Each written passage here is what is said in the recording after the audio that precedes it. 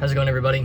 In this video I want to talk about how to get through times of pressure, how to get through moments where it feels like your entire world is caving in on you, there's nobody to back you, and it feels like the world is out against you. You know, this year I've faced some of the biggest challenges I've ever faced in my business to date. I got hit with a six-figure tax bill that I wasn't anticipating. I had key team members leave because I wronged them as a leader, and that was my fault. I had I shifted marketplaces and shifted what I was doing in an uninformed way, and I just changed things that I shouldn't have changed. And it's one of those years that will go down in history for my career as like a necessary loss, a necessary backwards step. And I've written more journal entries, I've done more inner work, spent more time in scripture, spent more time meditating, talking to mentors, processing than I've ever done. So ultimately I'm made way better because of it. And I just want to talk about how I got through it. I just want to talk about how, almost just for myself in the future, because I know this is going to happen again. You know, there's no such thing as consistent upwards movement. That doesn't exist. You know, if an entrepreneur, a business owner, or a guru type is telling you that they're always up and up and up and up and up, and how I went from 0 to 100 grand or 500 grand in 8 months, and like, be weary of that. Be very weary of that. You know, that you really, like, don't let somebody sell you on how quickly they got there, because they're just going to sell you the same bag of sticks they built their business off of, and then you're going to think you have it. They've built their business on sticks. Now you've built your business on sticks, and everything's going to crumble and collapse later. And to be honest, it's kind of what happened to me. You know, I bought into the bags of sticks, and I really regret it. And so I'm going back to the fundamentals, and I'm really excited for this following year as I've got my kid coming in. I was listening to this book about this man and how he was teaching and mentoring his 7, 8, 9-year-old kid, and I'm like, I still have 7 years before my kid is 7, so I've got nothing to lose, right? Like, yeah, I want to be an amazing dad to him. I want to inspire him and show him what he can do, and I want to be the sort of an individual in his life and my wife's life that is just inspiring and brings light where there's otherwise darkness through the means of a fixed perspective on the world. So how have I gotten through it? How have I gotten through such frustrating backwards months? Well, I'll tell you how I've gotten through it. First of all, I went through what is called, in sort of the spirituality space, what is called a dark night of the soul. And you can look this up. This is where all of your preconceived notions about yourself and about the world are completely thrown at you, and you realize that you've been wrong about a lot of assumptions that you've been making. And it forces you into almost a spiritual questioning of the world. You know, I thought that success was a given for me. I thought that I had the Midas touch. I thought that no matter what I did, it would work. Not true at all. And it forced me to humble myself in a way that I've never been humbled before. You know, my dad, who I've got a great relationship with, he's always celebrated my success and been happy for my success.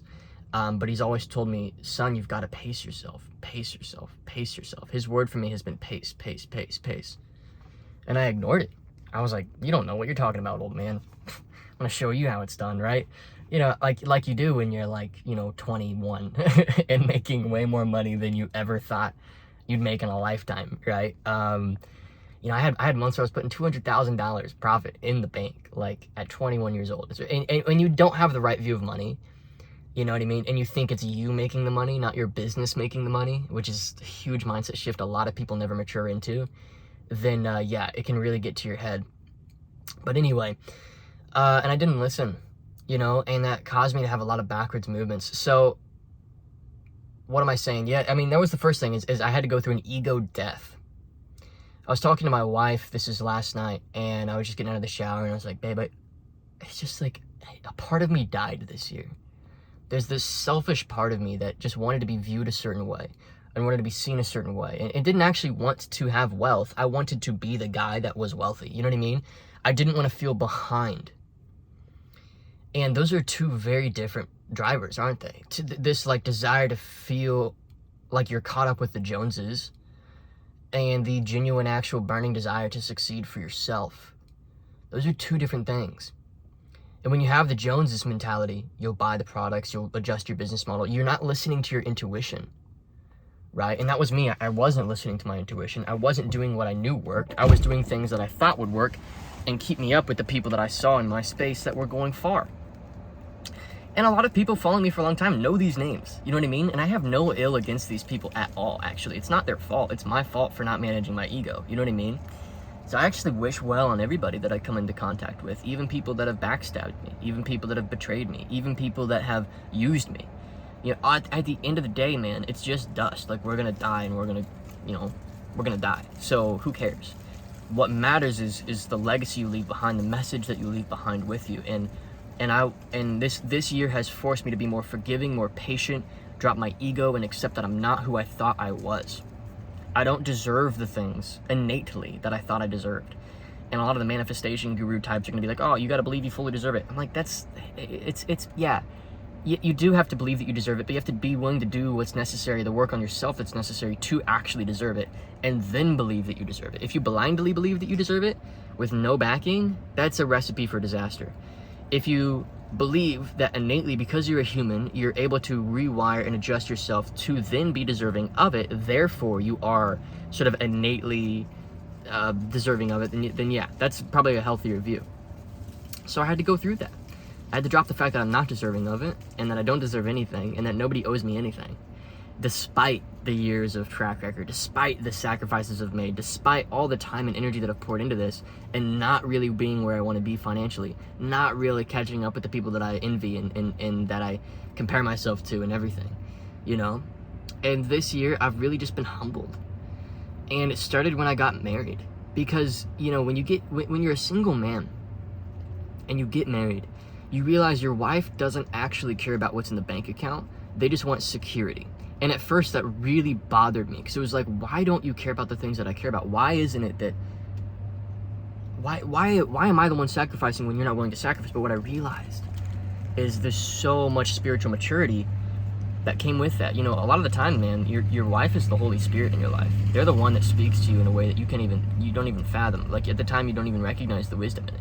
But she was just concerned with my well-being. That's all she wants, is just for me to be happy, take care of myself, sleep well, because she trusts me to produce when I'm in that state. So she doesn't care if we do 50 grand, 100 grand, 200 grand, 500 grand that month. She could give a rip.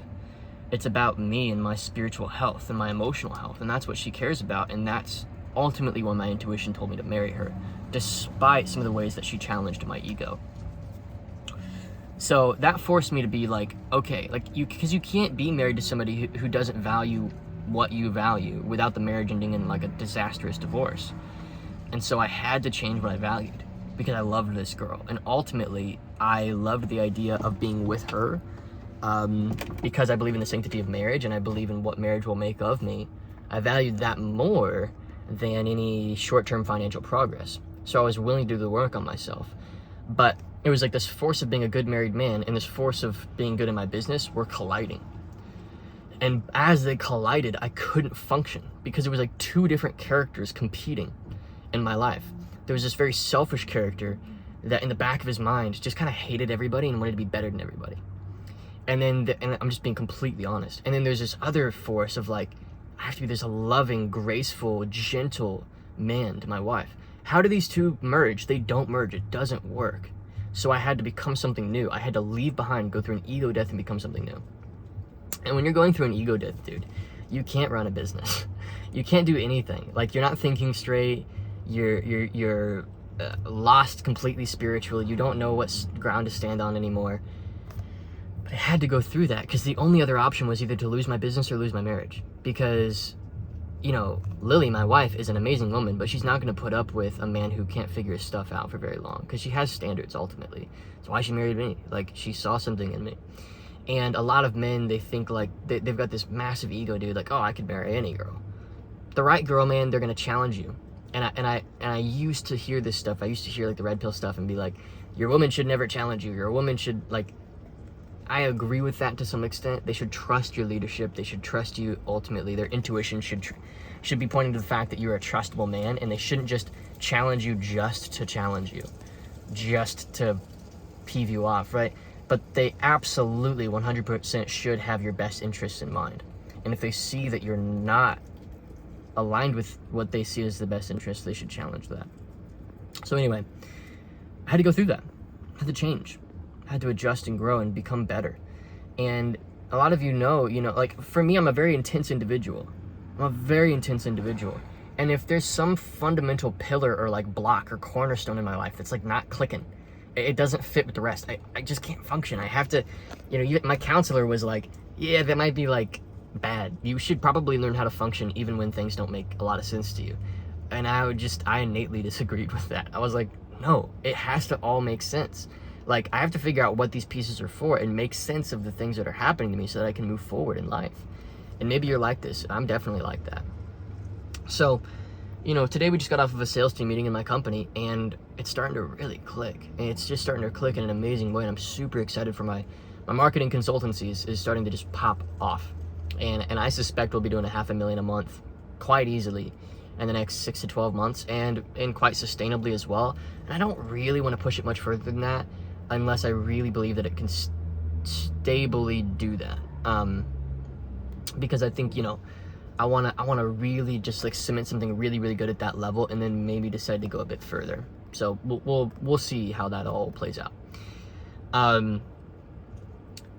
But yeah, anyway, that was the first thing, was just reassessing myself.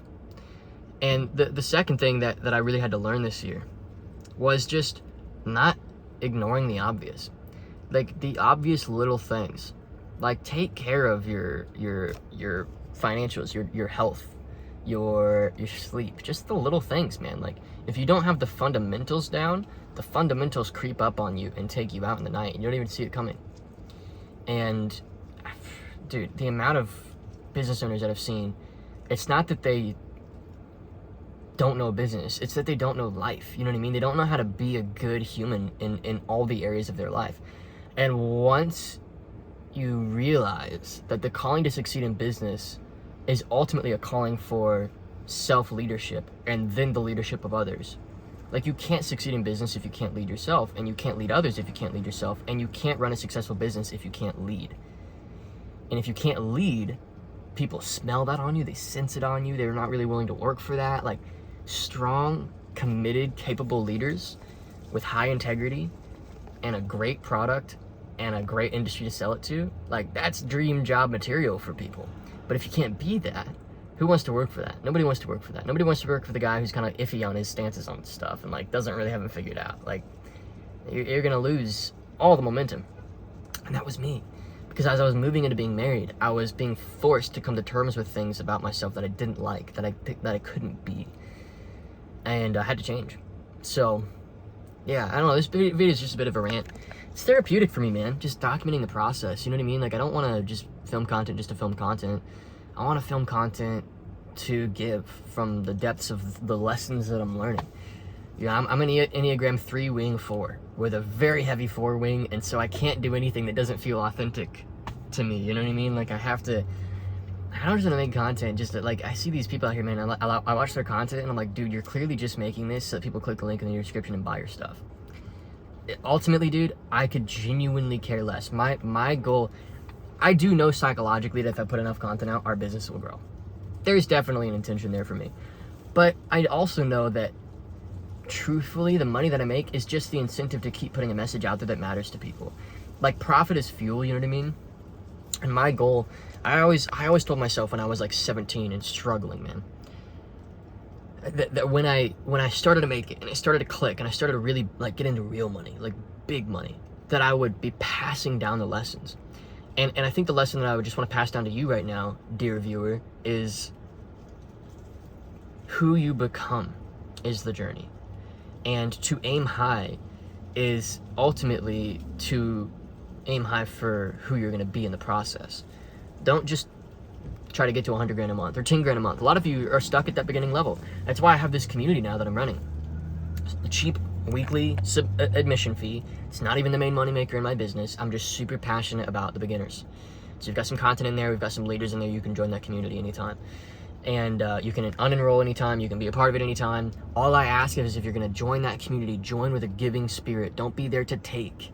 This is not a taking environment. This is a giving environment. If everybody's there to give, everybody's going to win. So you can, links in the description for that. But I will say, man, that when I was just getting started, I promised myself that when I started to figure it out, I would just pass down those lessons openly and honestly, and I wouldn't put on a facade and pretend like I'm something I'm not, because it burns you out, doesn't it? It's just frustrating, and I hate that. I don't want to be something that I'm not. I want to be everything that I am, and just allow like who I am in all of its fullest darkness and lightness, you know, create a character for people that they can relate to, and then show them what they can do by being vulnerable about what I have and haven't done, and the failures and successes that I've created in my career so far. So I don't know, hopefully it's been a valuable video for you. That's it. Bye.